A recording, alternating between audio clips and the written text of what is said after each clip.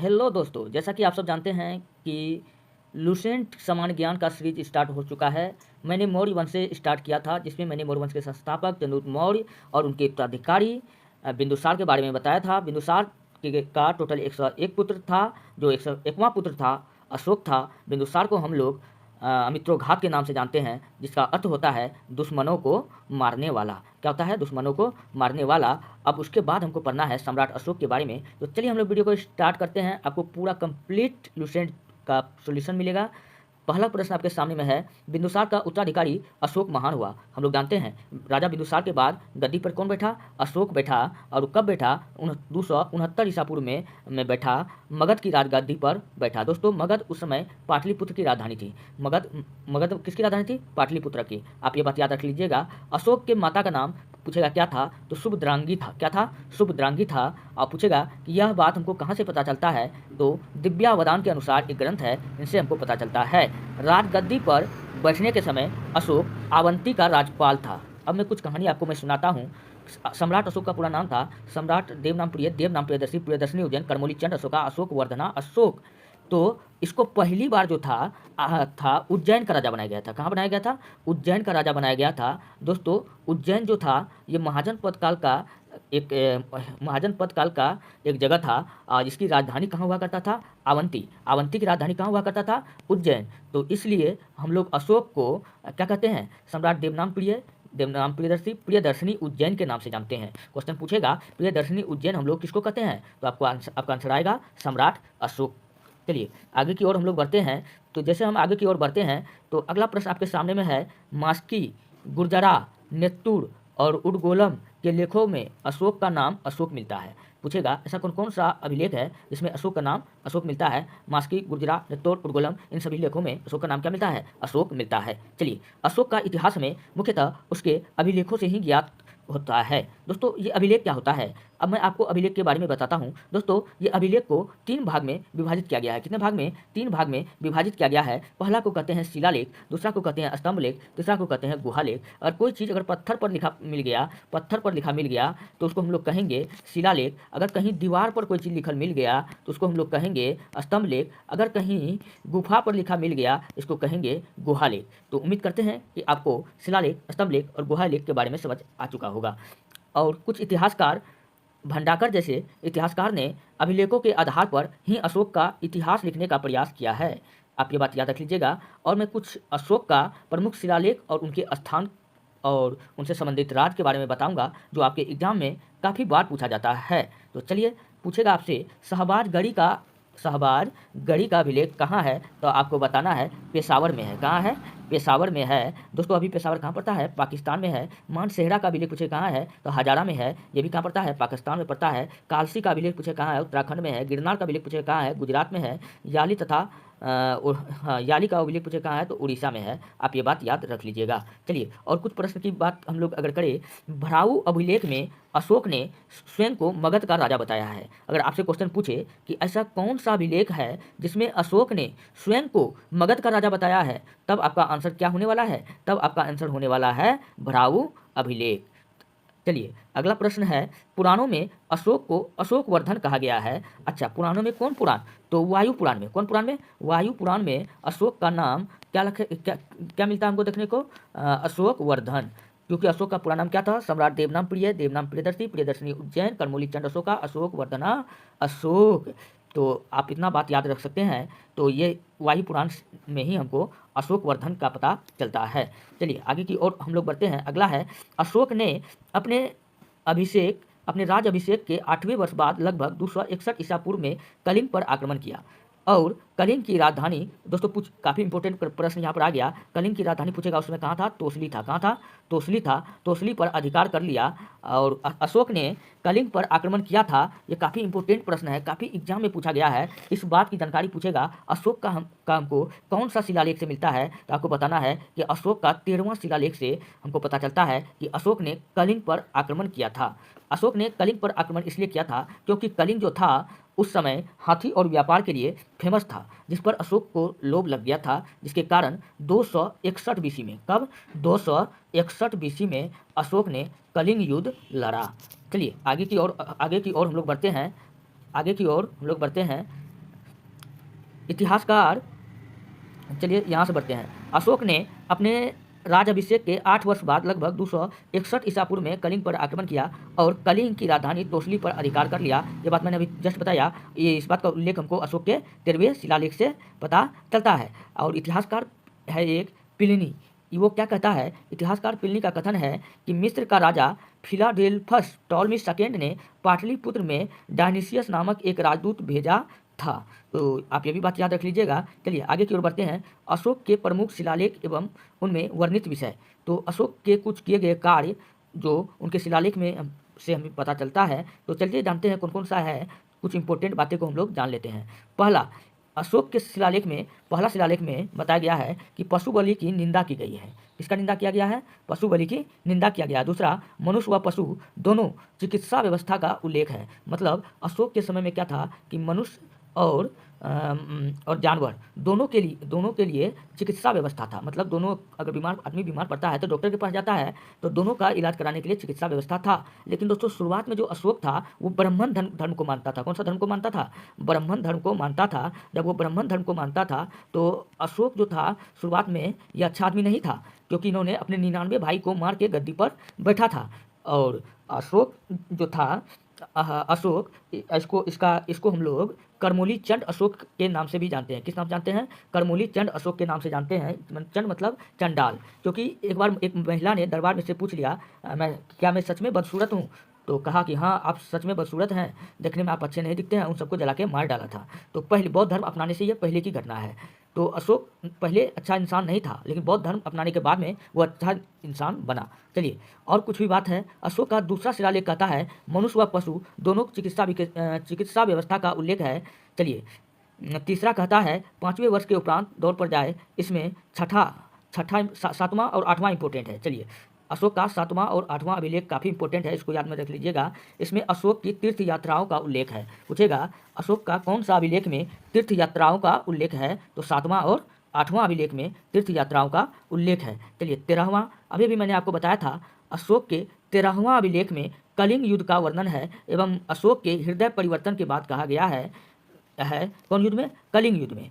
और इसी में 5 यवन राजाओं के नाम का उल्लेख है जहां उसने धर्म प्रचारक भेजे। अशोक ने जनता को धार्मिक जीवन बिताने के लिए प्रेरित किया और कलिंग का युद्ध का इतना घातक प्रभाव पड़ा, क्योंकि कलिंग का युद्ध में बच्चा, बूढ़ा, महिला सबको गाजर मूली की तरह काट दिया गया था। और कलिंग में उन लाशों को देखकर अशोक का हृदय परिवर्तन हो गया। जब इसका हृदय परिवर्तन हो गया तो इन्होंने बौद्ध धर्म अपना लिया। बौद्ध धर्म अपनाने के बाद में कहा जाता है कि लोग अशोक का तुलना औरंगजेब से करता है। दोस्तों औरंगजेब ने भी अपना बाप को मार के गद्दी पे बैठा था और अशोक भी अपना भाई को मार के गद्दी पे बैठा था। लेकिन कहता है कि जो अपना गलती स्वीकार कर लेता है वही महान होता है। औरंगजेब ने अपना गलती नहीं स्वीकारा, जबकि सम्राट अशोक ने अपने गलती को सुधारा और कई सारे अच्छे काम भी किए। तो चलिए हम लोग जानते हैं। इसके दरबार में उपगुप्त नामक बौद्ध भिक्षु ने अशोक को बौद्ध धर्म की दीक्षा दी। अब आपसे क्वेश्चन पूछा जाएगा, अशोक को बौद्ध धर्म की दीक्षा किसने दिया था? उपगुप्त नामक बौद्ध भिक्षु। नोट, अशोक पहले ब्राह्मण धर्म का अनुयायी था। याद रखिएगा, अशोक पहले जो था किस धर्म को मानता था? ब्राह्मण धर्म को मानता था।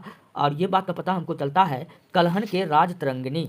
अच्छा, कलहन के राजतरंगिणी दोस्तों एक किताब है जिससे हमको कश्मीर के इतिहास का पता चलता है। किसका इतिहास का पता चलता है? कश्मीर के इतिहास का पता चलता है। इसका राइटर दो आदमी है, कल्हन और बिल्हर। तो टोटल इसमें 8 चैप्टर है, जिसमें 6 चैप्टर कल्हन ने लिखा है और 2 चैप्टर बिल्हर ने लिखा है। तो आप ये बात याद रख लीजिएगा। अशोक पहले ब्राह्मण वंश का अनुयायी था। यह बात हमको किस पुस्तक से पता चलता है? तो राजतरंगिणी से पता चलता है कि वह शैव धर्म का उपासक था। किस धर्म का? शैव धर्म का उपासक था। और निग्रोध के प्रवचन को सुनकर उसने बौद्ध धर्म को अपनाया। क्वेश्चन पूछा जाएगा, अशोक ने किसके प्रवचन को सुनकर बौद्ध धर्म को अपनाया? तो आपको याद रखना है निग्रोध के प्रवचन को सुनकर। चलिए आगे की ओर जब हम बढ़ते हैं, अशोक एक उपासक के रूप में अपने राज अभिषेक के 10वें वर्ष बोध गया की यात्रा किया और 12वें वर्ष नील सागर एवं 20वें वर्ष लुम्बिनी की यात्रा किया। लुम्बिनी की यात्रा क्यों किया? क्योंकि लुम्बिनी में ही 563 BC में क्या हुआ था? महात्मा बुद्ध का जन्म हुआ था। तो उन्होंने वहाँ पर क्या किया? यात्रा किया। चलिए कुछ हम मौर्य प्रांत जानते हैं और उनकी राजधानी जानते हैं। देखिए दोस्तों, उत्तरापथ का राजधानी उस समय कहाँ था? तक्षशिला था। क्या कहाँ था? तक्षशिला था। अवंती का राजधानी कहाँ था? उज्जैन था। कलिंग का राजधानी उस समय कहाँ था? तोसली था। दक्षिणी पथ का राजधानी कहाँ था? स्वर्णगिरी था।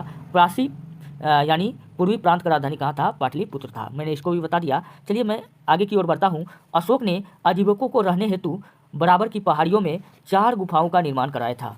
आजीवक एक धर्म था जिसका स्थापना मौखलीपुत्र गौसाल द्वारा किया गया था। किसके द्वारा किया गया था? मौखलीपुत्र गौसाल द्वारा किया गया था। और मौखलीपुत्र गौसाल द्वारा आजीवक धर्म का जो स्थापना किया गया था, इसमें बताया गया था क्योंकि मौखलीपुत्र गौसाल जो था ये महावीर स्वामी के साथ साथ तपस्या करने के लिए बैठा, लेकिन महावीर स्वामी को ज्ञान की प्राप्ति हो गया और मौखलीपुत्र गौसाल को ज्ञान की प्राप्ति नहीं हुआ। जब इसको ज्ञान की प्राप्ति नहीं हुआ तो इन्होंने एक कथन दिया कि सब कुछ मनुष्य के भाग पर निर्भर करता है, इनसे ज़्यादा कुछ नहीं मिल सकता है, जब भाग में होगा तो मिलेगा। तो ऐसा बात और ऐसा विचारधारा को जो व्यक्ति मानते थे उन सबको मिला करके एक नया धर्म बना लिया, आजीवक धर्म। और आजीवक धर्म का स्थापना पूछेगा किसने किया था, तो आपको बताना है मौखलीपुत्र गौसाल। और इस धर्म का बहुत ही जल्द विनाश हो गया था, क्योंकि इसका कारण था कि इन्होंने इसका फेनोमेना था कि भगवान ने अगर हमको जीवन दिया है तो वो हमको पेट भी भरेगा। ये लोग कमाना उमाना सब कुछ छोड़ दिया था, तो पेट कहाँ से भरेगा, जिसके कारण इस धर्म का क्या हो गया?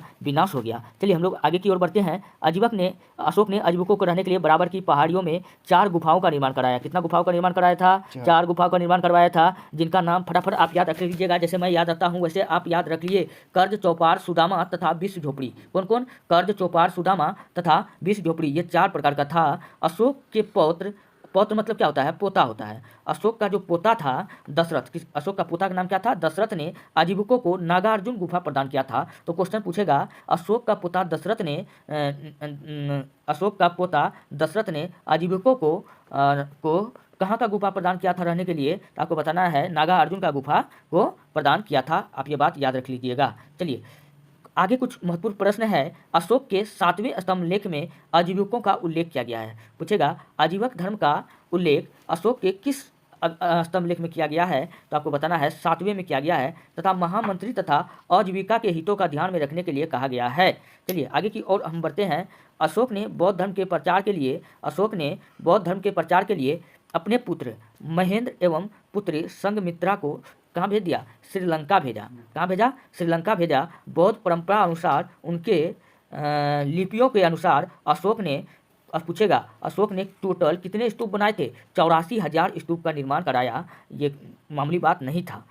चलिए अगला है, भारत में शिलालेख का प्रचलन सर्वप्रथम पूछेगा किसके काल में हुआ था? ये भी अशोक के काल में ही हुआ था। चलिए अगला प्रश्न है, अशोक के शिलालेखों में ब्राह्मी हो गया, खरोष्ठी हो गया, ग्रीक हो गया, अरमाइक लिपि का प्रयोग हुआ है। तो इन चारों लिपि का प्रयोग पूछेगा किसके शिलालेख में हुआ है? तो अशोक के शिलालेख में हुआ है। आप ये बात याद रख लीजिएगा। ग्रीक एवं अरमाइक लिपि का अभिलेख अफगानिस्तान से हमको प्राप्त होता है, जबकि खरोष्ठी लिपि का अभिलेख शाहवाजगढ़ी से प्राप्त होता है, एवं मानसहरा जो पाकिस्तान में पड़ता है, और शेष से भारत में ब्राह्मी लिपि का पता चलता है। चलिए जब हम आगे की ओर बढ़ते हैं दोस्तों, हम लोग एक बात, काफ़ी महत्वपूर्ण बात आपको याद रखना है। खरोष्ठी लिपि बाईं से दाईं ओर लिखी जाती थी। क्वेश्चन पूछा जाएगा ऐसा कौन सा लिपि है जो बाईं से दाईं ओर लिखी जाती थी? तो आपको बताना है कौन? खरोष्ठी लिपि। दोस्तों सिंधु घाटी सभ्यता का जो लिपि था वो अज्ञात था। क्या था? अज्ञात था। इसको अभी तक कोई पढ़ नहीं पाया था, इसलिए वो अज्ञात था। और चलिए बढ़ते हैं नेक्स्ट प्रश्न की ओर। अगला प्रश्न आपके सामने में है कि अशोक के अभिलेखों को 3 भागों में बांटा जा सकता है। पिछले वीडियो में मैंने आपको बताया था, एक शिलालेख, एक स्तंभ लेख और एक गुहालेख। जब पत्थर पर कोई चीज़ लिखल मिल गया तो शिलालेख, दीवार पर कोई चीज़ मिल गया स्तंभ लेख, कोई गुफा में मिल गया तो उसको हम क्या कहेंगे? उसको हम कहेंगे गुहालेख। चलिए अशोक के शिलालेख का खोज पूछेगा कि सर्वप्रथम किसने किया था? तो 1750 ईस्वी में किया था, पाद्रोही फेंट्रल ने किया था। किसने किया था? पाद्रोही फेंट्रल ने किया था। और उस समय पूछेगा कि कितना शिलालेख का खोज किया था? तो टोटल 14 किया था। और अशोक के अभिलेख, लेकिन दोस्तों इन्होंने तो खोज किया था लेकिन ये पढ़ने में असमर्थ था। इन्होंने अशोक के शिलालेख को खोज तो लिया लेकिन पढ़ नहीं पाया। तो पढ़ा कौन? तो अशोक के अभिलेख को पढ़ने में सबसे पहले सफलता 1837 ईस्वी, यहाँ आप देख लीजिएगा 1837 लिखा हुआ है। 1837 ईस्वी में जेम्स प्रिंसेप को सफलता मिली। अशोक के शिलालेख को पढ़ने में सफलता किसको मिला था? 1837 ईस्वी में जेम्स प्रिंसेप को मिला था। आप ये बात याद रख लीजिएगा 1837 ईस्वी में। चलिए अशोक के स्तंभ लेखों की संख्या पूछेगा कितना है? बताना है 7 है। और पूछेगा कि वो किस लिपि में है? तो आपको बताना है वो ब्राह्मी लिपि में है। किस लिपि में है? ब्राह्मी लिपि में लिखी गई है। चलिए यह यह 6 अलग-अलग स्थान से प्राप्त हुआ है। चलिए पहला हम लोग जानते हैं प्रयाग स्तंभ लेख। प्रयाग स्तंभ लेख क्या है? यह पहले कौशाम्बी में स्थित था। प्रयाग स्तंभ लेख पूछेगा पहले कहाँ स्थित था? कौशाम्बी में स्थित था। इस स्तंभ लेख को अकबर ने इलाहाबाद के किले में स्थापित करवा दिया था। यहाँ से हटा करके कहाँ स्थापित करवा दिया था अकबर ने? इलाहाबाद के किले में स्थापित करवा दिया था। आप ये बात याद रख लीजिएगा। चलिए दिल्ली में दोस्तों है एक टोपरा का अभिलेख, स्तंभ लेख, आप याद रख लीजिएगा। दिल्ली का टोपरा अभिलेख, यह स्तंभ लेख फिरोज शाह तुगलक के द्वारा टोपरा से कहाँ लाया गया था? दिल्ली लाया गया था। टोपरा से कहाँ लाया गया था? दिल्ली लाया गया था। इसलिए इसका राइट आंसर क्या हो जाएगा? दिल्ली, इसका बिल्कुल राइट हो जाएगा। दोस्तों जब भी बात फिरोज शाह तुगलक का आता है आप याद रख लीजिएगा, इसको सल्तनत युग का अकबर कहते हैं। क्या कहते हैं? सल्तनत युग का अकबर कहते हैं। सर्वाधिक पूछेगा बाग, बगीचा और नहर बनाने वाला सुल्तान पूछेगा कौन है? तो आपको बताना है कि फिरोज शाह तुगलक है। और फिरोज शाह तुगलक के दरबार में 1,80,000 दास रहता था। कितना? 1,80,000 दास रहता था। कई बार मैं चिल्ला चिल्ला करके एक ही प्रश्न को इसलिए बोलता हूँ ताकि आपको याद रहे। ये सब प्रश्न पूछा जाता है। जो उनको हाथ पैर दबाया करता था, सोचिए क्या होता अगर वो लोग एक साथ मिल करके हाथ पैर छोड़ करके उनका गला दबा दिया होता तो क्या होता। चलिए आगे की ओर जब हम लोग बढ़ते हैं तो अगला प्रश्न आपके सामने में है, टोपरा का अभिलेख से हो गया। अगला है रामपुरवा। रामपुरवा यह स्तंभ लेख चंपारण। दोस्तों बिहार में टोटल 3 अभिलेख है। बिहार में कितने अभिलेख हैं? 3 अभिलेख है। कौन कौन है? रामपुरवा का स्तंभ लेख, और सब कहाँ है? चंपारण में है। कहाँ है? चंपारण में है। एक लौरिया अरेराज, जिसको अच्छा लौरिया को आप याद रख लीजिए। आपने एक गाना सुना होगा, लौरिया लंदन से लाएंगे, लौरिया नंदनगढ़। तो लंदन से क्या याद रख लीजिएगा? नंदनगढ़। लौरिया अरेराज, तो कोनो भी बात कहे तो सीधा याद रखना है चंपारण बिहार। चंपारण बिहार। अशोक का जो ये तीनों जो स्तंभ मिला है बिहार से, कहाँ से मिला था? चंपारण में मिला है। दोनों में लोरिया लगा होगा, नंदनगढ़ लगा हुआ है। एक तो रामपुरवा का आप याद रख लीजिएगा। इसका खोज 1872 ईस्वी में कार लायल ने की थी। आप इसको याद कर लीजिएगा। चलिए बढ़ते हैं नेक्स्ट प्रश्न की ओर। अगला प्रश्न आपके सामने में है, कौशाम्बी अभिलेख को रानी का अभिलेख कहा जाता है। दोस्तों क्वेश्चन पूछा जाएगा किस अभिलेख को रानी का अभिलेख कहा जाता है? तो आपको याद रखना है कौशाम्बी के अभिलेख को हम लोग रानी के अभिलेख के नाम से जानते हैं। चलिए अशोक का 7वां अभिलेख सबसे लंबा अभिलेख है। क्वेश्चन पूछा जाएगा सबसे लंबा अभिलेख अशोक का कौन सा है? तो 7वां अभिलेख है। आप ये बात ध्यान में रख लीजिएगा। अगर पूछेगा अशोक का सबसे छोटा स्तंभ लेख कौन है? तो लुम्बिनी का अभिलेख है। यह भी बात आप याद रख लीजिएगा। इसी में लुम्बिनी में धम्म यात्रा के दौरान अशोक द्वारा भू राजस्व की दर को घटाकर 1/8 कर दिया और लुम्बिनी ग्राम का धार्मिक कर बलि माफ कर दिया। दोस्तों पहले जो होता था राजा महाराजा टैक्स लिया करता था, तो लुम्बिनी के जनता पर, जो लुम्बिनी के जो किसान थे उसको बिल्कुल टैक्स फ्री कर दिया था। कौन कर दिया था? अशोक ने कर दिया था। क्यों कर दिया था? क्योंकि लुम्बिनी में हुआ था भगवान लॉर्ड बुद्धा का जन्म हुआ था, इसलिए वहाँ के लोगों को टैक्स फ्री कर दिया था। आप ये बात याद रख लीजिएगा। काफ़ी महत्वपूर्ण प्रश्न है कि कौन सा अशोक ने अपने कौन से प्रांत में टैक्स फ्री कर दिया था। तो आप याद रख लीजिएगा लुम्बिनी, क्योंकि लुम्बिनी में महात्मा बुद्ध का जन्म हुआ था। चलिए बढ़ते हैं नेक्स्ट प्रश्न की ओर। अगला प्रश्न आपके सामने में है, मौर्य प्रशासन में गुप्तचर विभाग महामात्र सर्प नामक अमात्य के अधीन था। अर्थशास्त्र में गुप्तचर को गुरु पुरुष कहा गया है। क्या कहा गया है? गुरु पुरुष कहा गया है। अर्थशास्त्र में पूछेगा कि गुप्तचर को क्या कहा गया है? गुरु पुरुष कहा गया है। और ये जो गुरु पुरुष होता था एक ही स्थान पर रहकर कार्य करता था और गुप्तचर को एक संस्था कहा जाता था। अच्छा, और एक प्रकार का और गुप्तचर होता था जो, ये तो मान के चलिए गुरु पुरुष वो हो गया, अगर कि राज दरबार में ही अगर कोई सैनिक कोई गलती कर रहा है तो उसके बारे में पता करना कि वो क्या बोल दिया, राजा के बारे में क्या बोलता है। तो अगर कोई बाहर के बारे में, अगर बाहर प्रजा के बारे में अगर कुछ कहे तो उसका पता लगाने के लिए गुप्तचर विभाग हुआ करता था, जिसको हम लोग किस नाम से जानते थे? संचार के नाम से जानते थे। किस नाम से जानते थे? संचार के नाम से जानते थे। चलिए नेक्स्ट प्रश्न आपके सामने में है, अशोक के समय जनपदीय न्यायालय के न्यायाधीश को राजुक कहा जाता था। क्या कहा जाता था? राजुक कहा जाता था। अगला प्रश्न आपके सामने में है, सरकारी भूमि को सीता भूमि कहा जाता था। अशोक के समय में जो सरकारी भूमि हुआ करता था, आप याद रख लीजिएगा, उस भूमि को हम लोग क्या कहते थे? सीता भूमि कहा जाता था। बिना वर्षा के अगर अच्छा खेती होता था तो उस भूमि को हम लोग अगला नाम देते थे अदेव मातृक। क्या नाम देते थे? अदेव मातृक कहा जाता था। मौर्य काल में द्रोण अनाज के नाम के लिए प्रयोग होता था। मौर्य काल में द्रोण अनाज के मापने के लिए किसका प्रयोग होता था? द्रोण का प्रयोग होता था। आप ये बात याद रख लीजिएगा। चलिए मेगास्थिनी ने भारतीय समाज को 7 वर्गों में विभाजित कर दिया है। ये कुछ उतना इंपॉर्टेंट नहीं है, जो इंपॉर्टेंट है मैं आपको वही बताता हूँ। चलिए अगला प्रश्न है, वैश्यावृत्ति को अपनाने वाली पहली रूपाजीवी अपनाने वाली महिला क्या कहलाती थी? मौर्य काल में में जो महिला वेश्यावृत्ति अपनाती थी वो क्या कहलाती थी? तो वो कहलाती थी रूपाजीवी। क्या कहलाती थी? रूपाजीवी कहलाती थी। नंद वंश के विनाश करने में चंद्रगुप्त मौर्य ने कश्मीर के राजा प्रवर्तक की सहायता प्राप्त की थी। ये बात भी आप याद रख लीजिएगा। मौर्य, अगर आपसे पूछे कि मौर्य वंश टोटल कितने वर्षों तक शासन किया, तो मौर्य वंश टोटल 137 वर्षों तक शासन किया। भागवत पुराण के अनुसार मौर्य वंश में 10 राजा हुए। भागवत पुराण के अनुसार कितने राजा हुए? 10 राजा हुए, जबकि वायु पुराण कहता है कि 9 राजा हुए। भागवत पुराण के अनुसार पूछेगा तो 10, वायु पुराण के अनुसार पूछेगा तो वायु पुराण में ही लगा है 9, तो याद रख लीजिएगा ये मौर्य वंश का 9 राजा के बारे में जानकारी देता है। आप ये बात याद रख लीजिएगा। चलिए बढ़ते हैं नेक्स्ट प्रश्न की ओर। अगला प्रश्न है मौर्य वंश का अंतिम शासक। दोस्तों, अशोक के बाद उसका पुत्र कुणाल गद्दी पर बैठा था। कौन बैठा था? कुणाल। कुणाल देखने में काफ़ी सुंदर था और कुणाल के बाद जो था मौर्य वंश का अंतिम शासक कौन था? बृहद्रथ था। कौन था मौर्य वंश का अंतिम शासक? बृहद्रथ था। इसलिए इसका राइट आंसर क्या हो जाएगा? बृहद्रथ हो जाएगा। और इसकी हत्या कर देता है इसका ही सेनापति पुष्यमित्र सिंह ने। कौन कर देता है? पुष्यमित्र सिंह ने कर देता है। 185 ईसा पूर्व में कर दी और मगध पर शुंग वंश की नींव डाली। इस प्रकार मौर्य वंश का समाप्ति हो जाता है। दोस्तों, मैं अगला वीडियो में मौर्य वंश पूरा कंप्लीट हो चुका है। अब मैं पुष्यमित्र शुंग के बारे में बताऊंगा। इन्होंने शुंग वंश के बारे में क्या क्या सब किया था और ये शुंग वंश का सारी जानकारी मैं आपको बता दूंगा। अगर आपको वीडियो अच्छा लगता है, हेल्पफुल लगता है, तब आप हमारे चैनल को सब्सक्राइब कीजिए, वीडियो को लाइक कीजिए, जितना सके अपने दोस्तों में भेजिए। मिलते हैं वीडियो में। धन्यवाद। अगर आपको PDF चाहिए जाइए आप हमारे टेलीग्राम चैनल पर, वहाँ पर सर्च कीजिए ITIHASKI दुनिया 99, वहाँ से आप PDF प्राप्त कर सकते हैं। चलिए मिलते हैं नेक्स्ट वीडियो में।